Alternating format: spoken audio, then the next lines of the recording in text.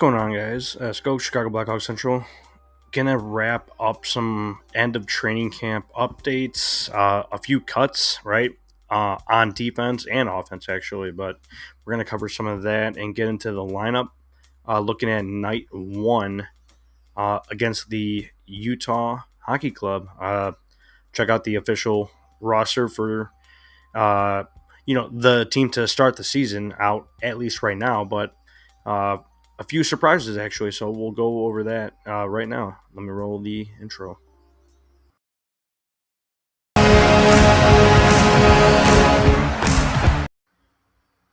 Yeah, so let's get into some of the updates. Let's see if I could pull that up, and let's check out what we have going on with the cuts just recently, right? But I believe just one major move that we have to talk about, or minor move. The Hawks cut Isaac Phillips, the left-handed defenseman. I know we've talked about it a few times that we really like his game. Just his physicality. I think he skates pretty well for his size.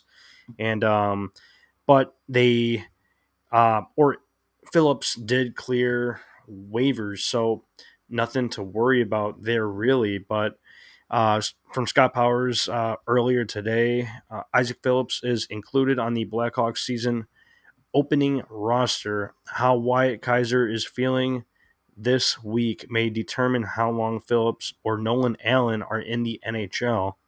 Kaiser skated today, and Luke Richardson thought he might need a few more practices. So very interesting situation going on here with some of the young defensemen between Phillips, Kaiser, and Nolan Allen.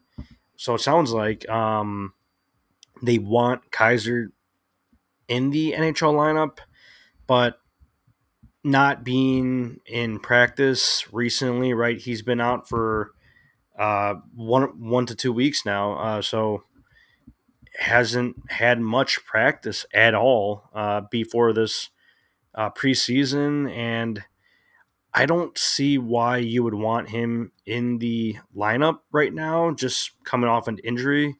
Um, and if Nolan Allen plays well to start the season tomorrow night on Tuesday, and if he plays a sound game, plays strong, I think Nolan Allen should keep his spot if he earns it, right?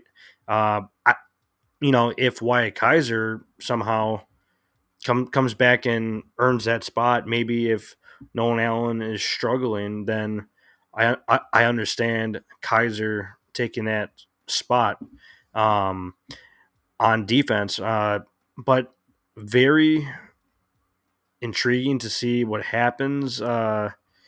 It's going to be weird.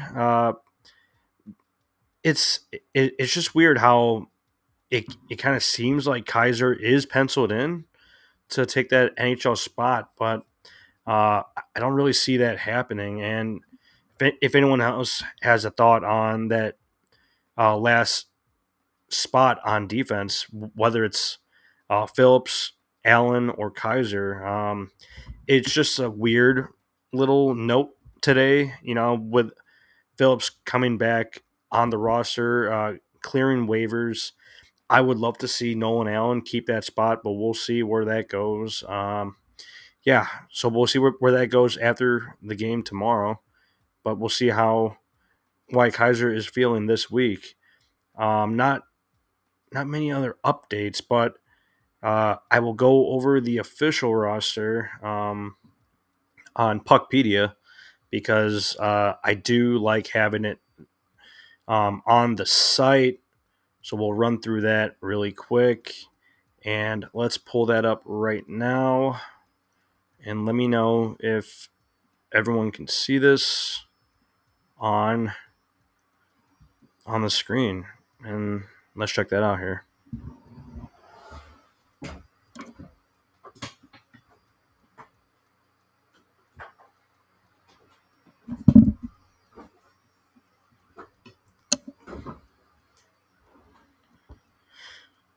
All right, so let's run through the lineup, the official lineup starting out this season for the Hawks. Line one, it was a bit of a talking point discussion online, right? Just looking at the left wing spot, Ilya Mikheyev is on the first line. We were all kind of, scratching our head at that. Just uh, he hasn't really had much time with Bedard and Teravainen, like at all. He's usually on the bottom six during preseason.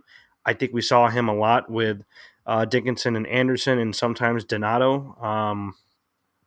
Just a weird line to start out.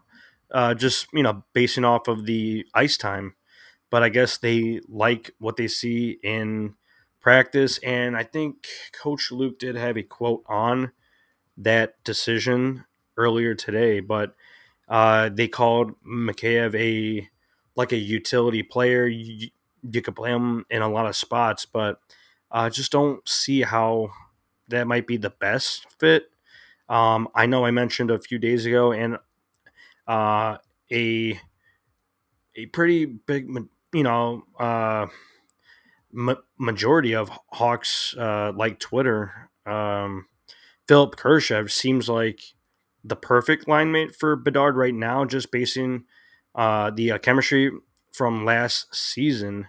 Bedard and Kershev were on fire for most of their ice time, put up a lot of points, and I think they just click very well.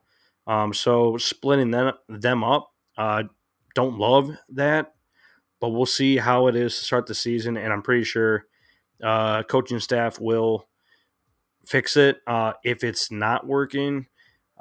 Which it may work with Mikheyev's speed. That may help out a bit, but I didn't like Bertuzzi on the Bedard line. Just it seemed choppy, seemed kind of sloppy.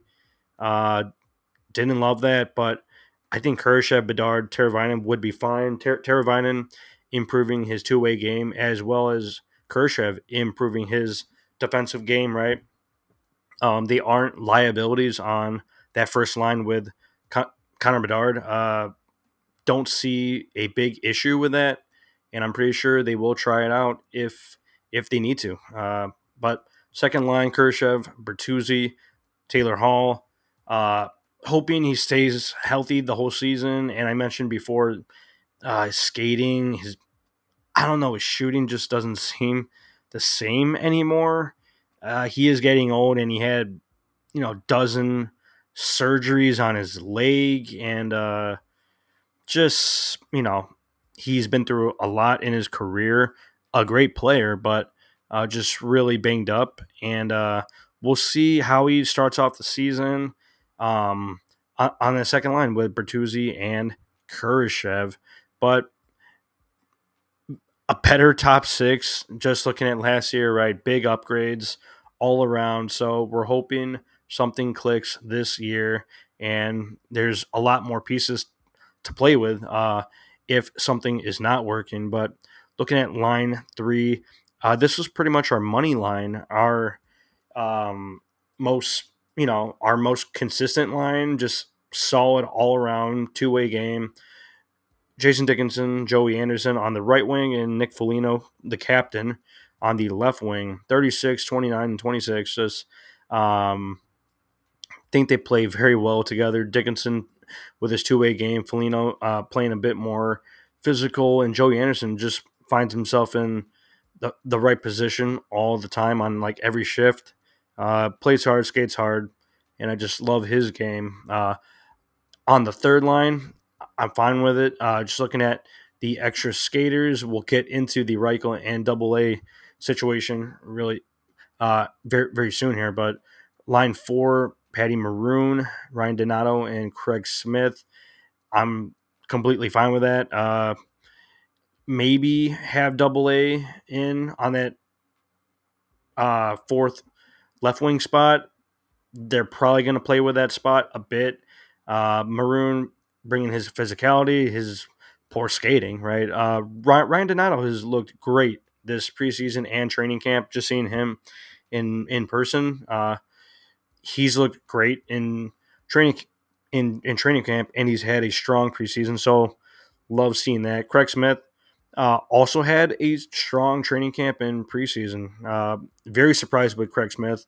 Uh, Lucas Reichel, have no idea what's going to happen with him and Double A. Just they they played pretty poorly here in preseason and haven't seen a whole ton in training camp either.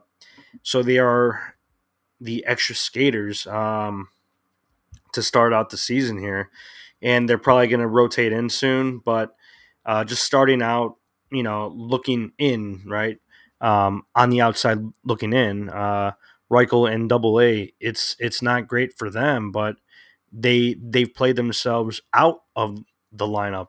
Uh, just looking at their situation right now, they haven't played well enough to earn a spot, I guess. It's not great, but we'll see what happens with a bit of a rotation here. Looking at the decor, if everyone can take a look at that on the screen, maybe I have to move it up a little.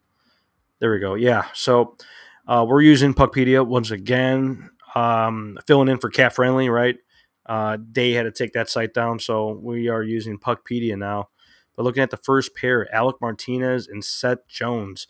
Didn't love what I saw from Alec Martinez in the training camp and preseason. Didn't really see a whole ton from him. So we'll see how he pairs up with Seth Jones. Not much speed in his game anymore, so let's just hope that they don't get beat too much going the other way. But Alex Vlasic and TJ Brody on the second pair still doesn't make a whole ton of sense to me. TJ Brody being a left-handed D-man playing on the right side, but he has done that most of his career. But I think at this point in his career, I just don't think he's the perfect pair. A great supporting cast for Vlasic on that second pair, just not enough speed. They're probably going to get beat a ton going the other way. So we'll see what happens with Brody and Vlasic. I would just love to flip that pairing here, but we'll see how that goes. Nolan Allen, super pumped for him to get his NHL debut right tomorrow night in Utah. On the third pair with Connor Murphy, I'm cool with that. Being paired up with a veteran defenseman, Murphy's looked pretty decent, and Nolan Allen thought he played pretty well in preseason as well. So I think we're all super pumped to see another young player in the lineup because it's good to have young players in the lineup, just something to keep an eye on, and that's what really matters, right? Looking at the roster, Vlasic, Allen, Bedard, right? Even Kershaw still being 24, and we'll see what happens with his contract coming up here. But it's nice to see these younger players in the lineup because they are the right people to keep an eye on this season. They are crucial to the future of the team here. But looking at Isaac Phillips as your extra defenseman, yeah. So I mentioned earlier that he got waived, and we brought him back because he did not get claimed. So he's back on the roster as that extra D man. That's cool with me. I like his game. He's only 23 years old. Actually, that's crazy to see Isaac Phillips like that because he's been around forever. But we'll see what happens with the defenseman situation with Nolan Allen, Wyatt Kaiser, and Isaac Phillips here. So we'll see how they sort that out. But Mrazek will be starting in net, and Soderblom will be backing him up to start out because Brossois is still injured, or he's on IR, making his way back into the lineup. So we'll see how much longer he'll be out, but we should see him back sooner rather than later.